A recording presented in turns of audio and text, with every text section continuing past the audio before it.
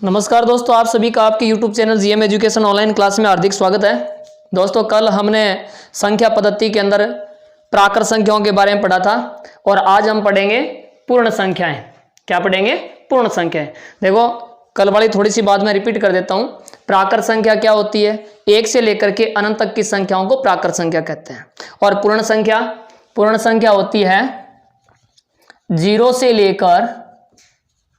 Zero से लेकर अनंत तक की संख्या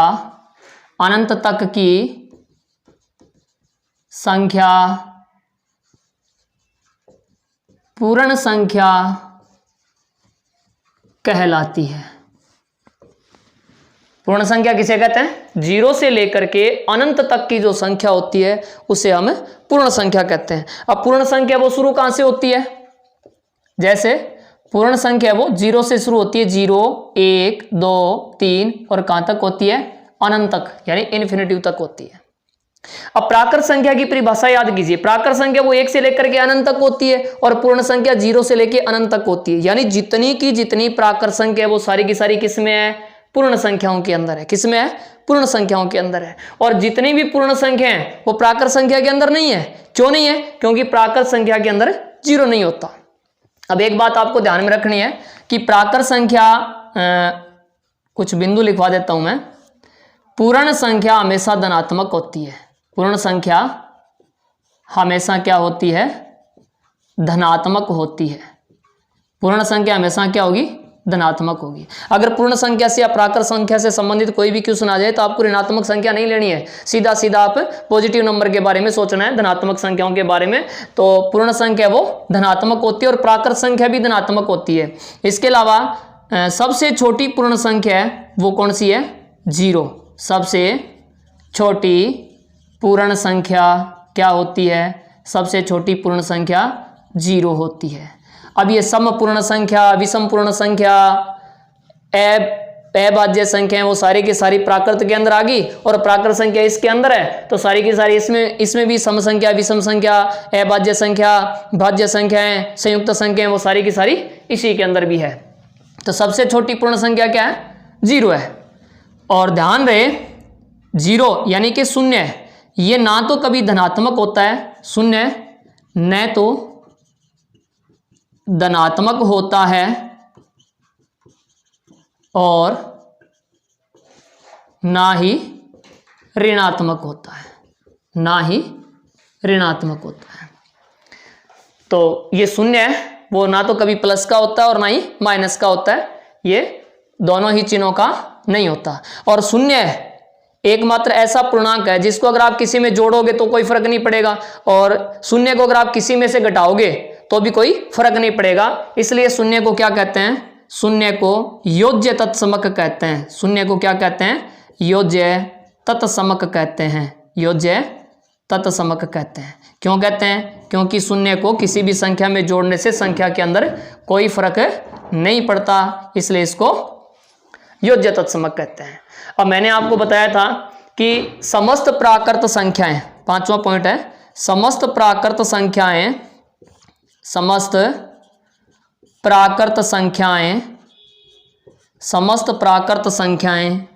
पूर्ण संख्या होती है। समस्त प्राकृत संख्याएं पूर्ण संख्याएं होती है। क्यों होती है? क्योंकि प्राकृत संख्या 1 से लेकर के अनंत तक होती है और 1 से लेकर के अनंत तक की संख्याएं इस पूर्ण संख्या के अंदर समाहित है। इसलिए क्या कहेंगे हम? समस्त प्राकृत संख्याएं पूर्ण संख्या होती है। लेकिन समस्त पूर्ण संख्या प्राकृत संख्या नहीं होती। समस्त पूर्ण संख्या प्राकृत संख्या नहीं होती। प्राकृत संख्या नहीं हो सकती। क्यों नहीं हो सकती भी? क्योंकि देखिए, प्राकृत संख्या 1 से शुरू होती है और पूर्ण संख्या 0 से, यानी प्राकृत संख्या के अंदर 0 नहीं है। इसलिए जितनी भी पूर्ण संख्या वो सारी की सारी प्राकृत संख्या नहीं हो सकती। तो इसका स्क्रीनशॉट ले लीजिए।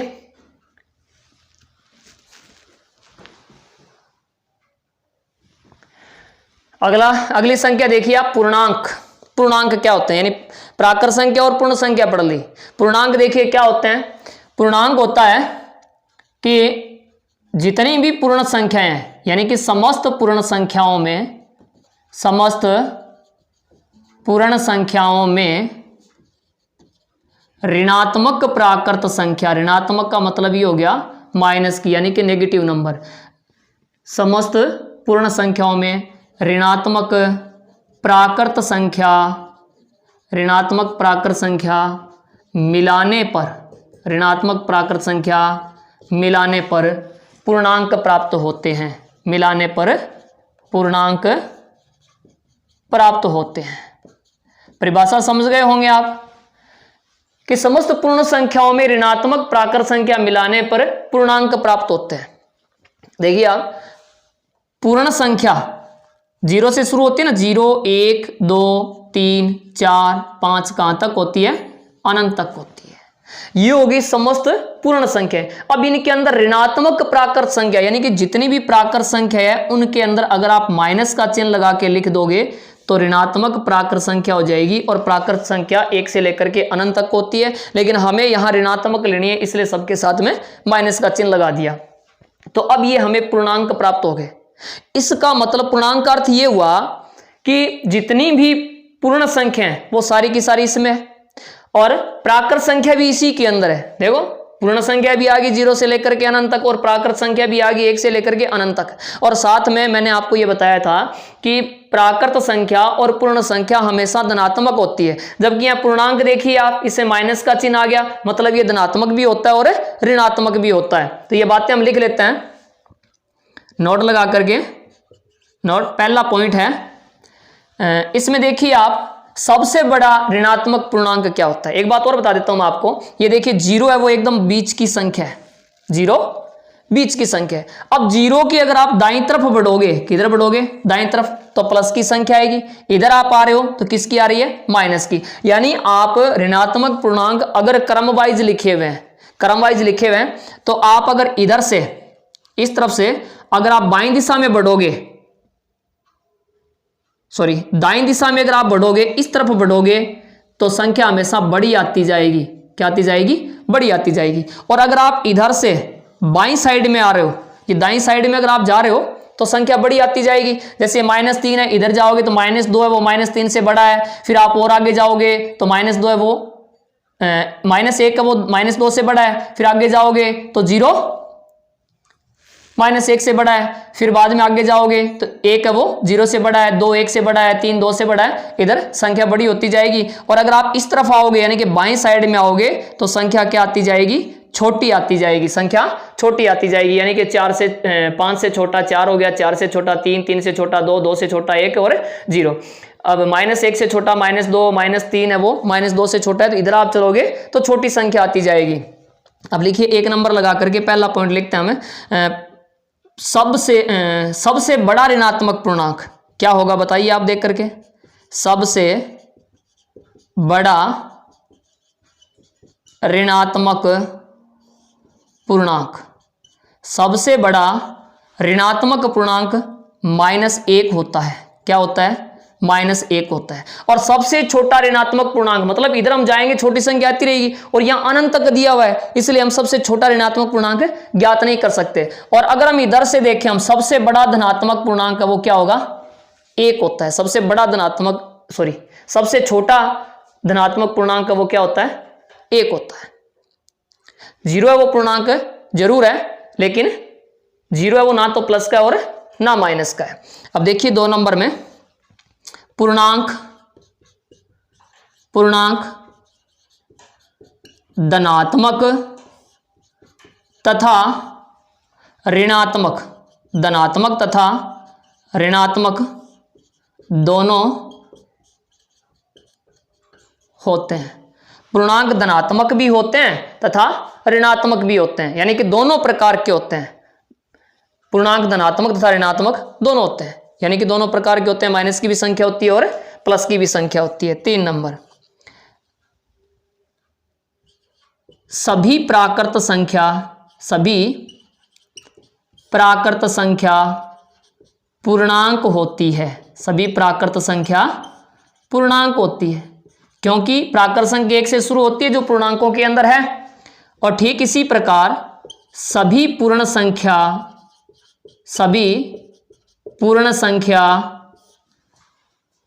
पूर्णांक होती है। जितनी भी पूर्ण संख्या हैं वो भी क्या होती है, पूर्णांक की होती है, क्योंकि पूर्णांक का वो पूर्ण संख्या वो 0 से शुरू होती है और 0 से लेकर के सारी की सारी संख्याएं पूर्णांक के अंदर आ गई। पांचवा, सभी पूर्णांक प्राकृत संख्या नहीं हो सकता। क्यों नहीं हो सकता है?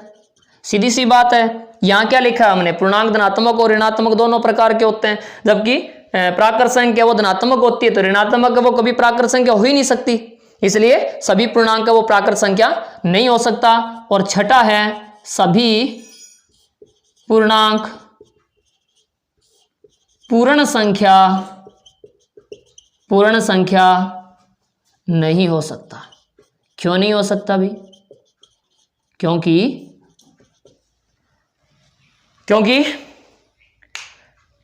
पूर्णांक वो ऋणात्मक होते हैं और पूर्ण संख्या क्या होती है, धनात्मक होती है। एक बार फिर से बता देता हूं मैं, जितनी भी पूर्ण संख्याएं हैं उनके अंदर अगर आप ऋणात्मक प्राकृत संख्या को मिला लोगे तो पूर्णांक प्राप्त होंगे। और पूर्णांक है वो प्लस के भी होते हैं और माइनस के भी होते हैं। सबसे बड़ा ऋणात्मक पूर्णांक -1 होता है और सभी प्राकृत संख्या वो पूर्णांक होती है और सभी पूर्ण संख्या भी पूर्णांक होती है। और ये जो पूर्णांक है वो ना तो ये जितने भी पूर्णांक है वो सारे के सारे ना तो प्राकृत संख्या है और ना ही पूर्ण संख्या है। अब देखिए आगे अगला टॉपिक।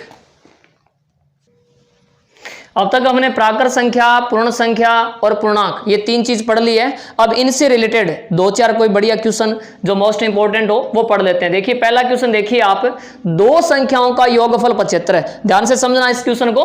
2 संख्याओं का योगफल 75 है और अंतर 25 है, तो 2 संख्याओं का गुणनफल होगा। यानी कोई भी 2 संख्या जिनका हमें पता नहीं है भी कौन कौन सी संख्या है, उन दोनों संख्याओं का योगफल हमें दिया गया है 75। यानी उन दोनों संख्याओं को जोड़ेंगे तो उनका योग कितना आएगा, 75 आएगा। और फिर उनका घटाव करेंगे, यानी कि बड़ी संख्या में से छोटी संख्या को अगर हम घटाएंगे तो क्या आएगा, 25 आएगा। तो 2 संख्याओं का गुणनफल होगा। फिर वो 2 संख्या ज्ञात करके उनको गुणा करना है। इसके लिए मैं आपको 2 मेथड बता देता हूं, 2 तरीके बता देता हूं।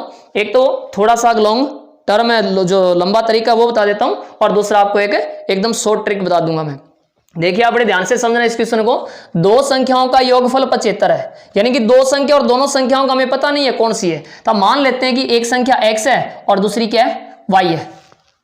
एक संख्या हमने x मान ली और दूसरी क्या मान लेंगे, y मान लेंगे। इन दोनों संख्याओं का योग कितना है, 75 है। और क्या दिया हुआ है, अंतर 25 है। इन दोनों को अगर हम घटाएंगे, यानी कि ये बड़ी संख्या मान लेते हैं एक बार और ये छोटी संख्या है, इन दोनों का योग तो 75 हो गया और दोनों को घटाएंगे तो इनका अंतर कितना है, 25 है। अब इनको जोड़िए, ये y प्लस का और माइनस का कट गया, क्या बच गया, 2x बच गया और बराबर यहाँ पे कितने हो गए, 100 हो गए। अब ये 2 यहाँ गुणा में उधर जाते किस में होगा, भाग में होगा। 2 आ गया भाग में, बराबर क्या आ गया, 50 आ गया। यानी कि एक संख्या 50 आ गई और दूसरी संख्या ज्ञात करने के लिए ये जो 50 है ना, x बराबर 50, ये चाहे तो आप इसमें रख लो, इस समीकरण में इसको 1 नंबर मान लेते हैं और इसको मान लेते हैं 2 नंबर।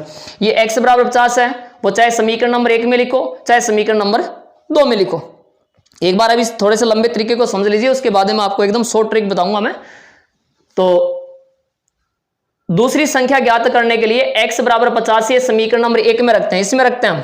या x की जगह हमने 50 रख लिया और प्लस y हो गया, बराबर में कितना है, 75 है। 50 या प्लस में इसको इधर भेजेंगे तो किस में हो जाएगा, माइनस में हो जाएगा। तो यहाँ पे y रह गया और बराबर के इधर 75 है ही, 50 यहाँ प्लस में इधर जाते किस में हो गया, माइनस में हो गया। तो y बराबर क्या आ गया, 25 आ गया। यानी एक संख्या क्या आ गई, 50 आ गई और दूसरी क्या आ गई, 25 आ गई। तो देखो इन दोनों को अगर हम जोड़ के देखेंगे 50 और 25 कितने हो रहे हैं, 75 हो रहे हैं। तो 2 संख्याएं जिनका योगफल 75 है और इन दोनों को घटा करके देखेंगे अंतर क्या है, 25 है। दोनों संख्याएं आ गई।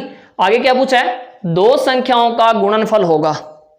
तो इन दोनों का गुणा कर लेते हैं, यानी कि 50 को अगर हम 25 से गुणा करेंगे तो 1250 आ गया, 1250। यानी अपना उत्तर बी सही है। अब देखिए इसका सेकंड मेथड देखिए आप, बहुत ही सरल है। एक बार इसको देखिए आप, 2 संख्याओं का योगफल क्या है, 75 है और अंतर क्या है, 25 है, तो दो संख्याओं का गुणनफल होगा, यानी योग और अंतर दो चीजें दी गई है।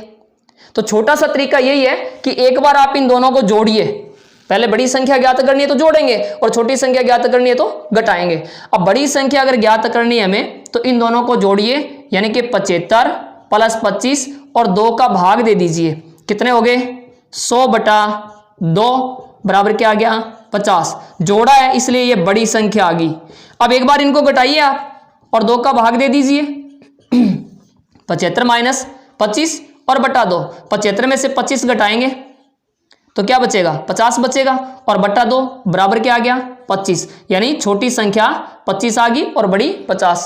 एक बार फिर से बता देता हूं मैं, देखिए दो संख्याओं का योगफल 75 है और अंतर 25 है।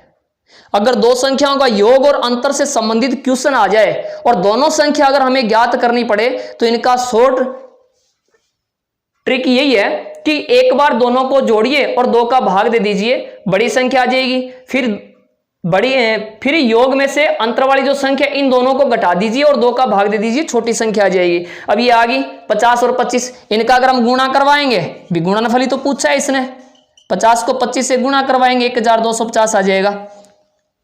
समझ में आया होगा? कमेंट करके बताइए मुझे कि आपको ये ट्रिक वो समझ में आई होगी। एक बार फिर से देख लो, क्वेश्चन अगर ऐसे हो, दो संख्याओं का योगफल 75 है और अंतर 25 है, यानी आपको योगफल और अंतर दो चीजें अगर दी जाए तो एक बार इन दोनों को जोड़ के 2 का भाग दोगे, बड़ी संख्या आ जाएगी, और इनका घटाव करके 2 का भाग दोगे, छोटी संख्या आ जाएगी। फिर दोनों का गुणा कर लेना, फिर उनका गुणनफल आ जाएगा, यानी हमारा आंसर होगा बी। दूसरा क्वेश्चन देखिए, बिल्कुल वैसे ही है, बस थोड़ा सा फर्क है, उसमें गुणनफल पूछा था और यहां पे ये भागफल पूछ रहा है। तो इसमें ऑप्शन लिख लेते हैं हम। पहले प्रश्न देखिए आप, दो संख्याओं का योगफल 80 है, कोई भी दो संख्या है उनका योग 80 है और अंतर उनका 40 है, तो बड़ी संख्या में छोटी संख्या का भाग देने पर भागफल होगा। दो संख्याएं दी गई है, संख्या के बारे में हमें पता नहीं है कि ये संख्याएं कौन कौन सी है। उन दोनों को जोड़ा तो 80 आ गया, फिर उन दोनों का घटाव किया तो 40 आ गया। अब हमें दोनों संख्या ज्ञात करके जो बड़ी संख्या उसमें छोटी संख्या का भाग देंगे, भाग देने पर जो भागफल होगा वो या तो 1, बताइए इनमें से कौन सा होगा, बी 2, सी 3 और डी 4। तो सबसे पहले हम इन दोनों संख्याओं को ज्ञात करते हैं। कैसे करेंगे? पहले क्वेश्चन के अंदर मैंने बताया था दो संख्याओं का योगफल, तो दो संख्या, एक x मान लेते हैं और दूसरी y मान लेते हैं, इनका योग कितना है 80 है और अंतर x माइनस वाई, मतलब इन दोनों का घटाव कर देते हैं 40 है। अब इनको घटाएंगे तो ये इनको जोड़ेंगे तो प्लस वाई से माइनस वाई कट गया, ये यहाँ पे 1x 2x बच गया और इधर 40 और 80 कितने हो गए 120 हो गया। दो या गुणा के अंदर है, इधर जाते किस में होगा, भाग में होगा, तो x बराबर क्या आ गया 60 आ गया, यानी एक संख्या अपनी 60 आ गई। अब दूसरी संख्या ज्ञात करने के लिए समीकरण नंबर ये 1 है और ये 2 है, 1 के अंदर या फिर 2 के अंदर, आपकी इच्छा पे डिपेंड करता है, किसी में भी आप x का मान रख दीजिए। आप समीकरण नंबर 1 में रखते हैं x का मान, x की जगह हमने 60 रख लिया और प्लस y बराबर क्या हो गया 80 हो गया। 60 यहाँ किस में, प्लस में, उधर जाते ही किस में होगा माइनस में, तो 80 माइनस 60 बराबर क्या आ गया 20, यानी y बराबर आ गया 20। अब छोटी संख्या 20 होगी और बड़ी संख्या क्या है 60 है, और बताना क्या है हमें, बड़ी संख्या में छोटी संख्या का भाग देने पर जो भागफल प्राप्त होगा वो लिखना है हमें। बड़ी संख्या कितनी है 60 है, इसके अंदर भाग किसका देना है छोटी संख्या का। 60 में अगर हम 20 का भाग देंगे क्या आएगा 3, यानी हमारा आंसर क्या होगा सी होगा। क्या होगा सी होगा। अब देखिए इसका छोटा सा तरीका, मेथड सेकंड देखिए आप, मेथड सेकंड, दो संख्याओं का योगफल और उन दोनों का अंतर दिया हुआ है, दोनों का योग और दोनों का अंतर दिया हुआ है। तो एक बार आप इन दोनों को जोड़ लीजिए और 2 का भाग दे दीजिए, 80 और 40 से 120 हो गए, 2 का भाग देंगे 60 आ गया, ये बड़ी संख्या आ गई। अब इनको घटा लीजिए, घटा करके 2 का भाग दीजिए, 80 में से 40 को घटाएंगे 40 और 2 का भाग देंगे क्या आ गया 20। बड़ी संख्या 60 और छोटी संख्या 20 हो गई। अब बड़ी संख्या के अंदर छोटी संख्या का भाग दे दो आप, 60 के अंदर 20 का भाग दो। जब संख्या हमें प्राप्त हो गई, संख्या प्राप्त करना थोड़ा सा मुश्किल था, वो संख्या हमने प्राप्त कर ली, प्राप्त करने के बाद में ये छोटे छोटे भाग तो आप कर ही सकते हो, संख्याओं का जोड़ घटाओ गुणा भाग, ये चीजें तो आपको आती होगी नॉर्मली। तो ये क्वेश्चन अच्छी तरीके से समझ में आ गया होगा, और इसकी जो ट्रिक है वो याद रख लीजिए आप। ये तो नॉर्मल ट्रिक है, ये नॉर्मल तरीका है जो हम हमेशा से करते आ रहे हैं, किसी को x मान करके y मान करके, और ये आपकी शॉर्ट ट्रिक है। दोनों में से जो भी आपको उचित लगे, अच्छी लगे, उनको आप नोट कर लीजिए। अब देखिए अगला क्वेश्चन, तीसरा क्वेश्चन देखिए, दो संख्याओं का योगफल 80 है और अंतर 20 है, तो उन संख्याओं के वर्गों का अंतर होगा। बिल्कुल वैसे ही क्वेश्चन है, पीछे हमने 2 क्वेश्चन किए हैं, बिल्कुल वैसे ही ये तीसरा क्वेश्चन है।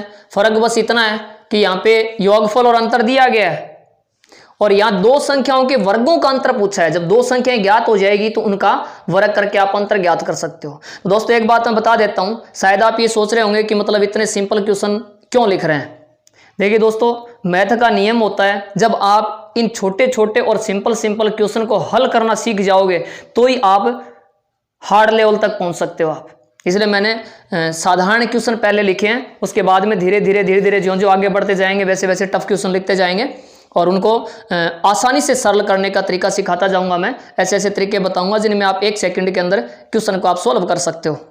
देखिए, दो संख्याओं का योगफल 80 है और अंतर इनका 20 है, तो इन संख्याओं के वर्गों का अंतर होगा। और ऑप्शन दिया हुआ है 1400, बी के अंदर 1600, सी में 1800 और डी के अंदर 2000। देखिए पहले वही तरीका बताता हूं मैं आपको। दो संख्याओं का योगफल 80 है, एक संख्या x मान ली, दूसरी y मान ली, इन दोनों को जोड़ दिया, इनका योग 80 आ गया, और इन दोनों को हमने घटा दिया तो आ गया 20। अब इन दोनों समीकरण को, ये 1 नंबर समीकरण है और ये 2 नंबर समीकरण है, इनको अगर हम जोड़ेंगे तो y से y कट गया। क्यों कट गया? क्योंकि प्लस का y है, इसमें से माइनस y करेंगे तो y में से y को घटाएंगे तो 0 आएगा, और 0 किसी संख्या में जोड़ो ना जोड़ो उससे कोई फर्क नहीं पड़ता। 1x और 1x क्या हो गया? 2x हो गया, और इधर क्या हो गए? 100 हो गए। x बराबर क्या हो गया? 2 यहाँ गुणा के अंदर है, इधर जाते ही भाग में होगा, और भाग का मतलब ही बटा होता है, अपोन में हो जाएगा ये 2, और 100 के अंदर 2 का भाग देंगे 50 आएगा। यानी आपकी एक संख्या आ चुकी है 50। अब दूसरी ज्ञात करने के लिए क्या करेंगे? दोनों समीकरण में से किसी भी एक समीकरण के अंदर हम इस x का मान रख देंगे, जहां जिसमें इच्छा उसमें रख लीजिए आप। समीकरण 1 में रखते हैं, या x की जगह हमने 50 रख दिया, और प्लस